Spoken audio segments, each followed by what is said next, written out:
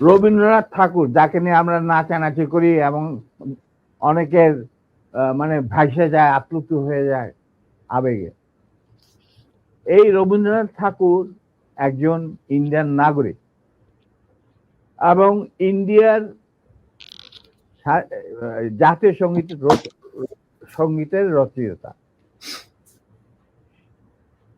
আমাদের দেশে তার চেয়েও প্রতিভাবান কবি কবি কাজী নজরুল ইসলাম উপস্থিত থাকা সত্ত্বেও আমরা সেই ভারতীয় নাগরিকের একটা গানকে আমাদের জাতির উপরে চাপিয়ে দেওয়া হলো জাতীয় সঙ্গীত।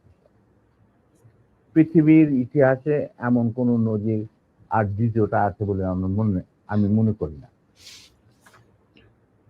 কেন কোন বাংলাদেশে বাংলা যদি নজরুল ইসলামকে আমরা জাতীয় কবি আখ্যা দিয়ে থাকি, তাহলে নজরুল ইসলামের গান কেন হলো না? বা অন্য কারো গান হতে পারতো জাতীয় সঙ্গীত।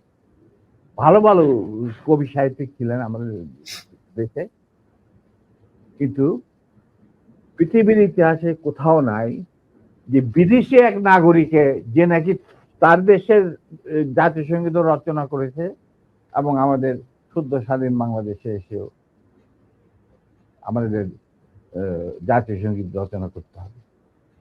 কি ধরনের কথা? That means you have nothing in your hand.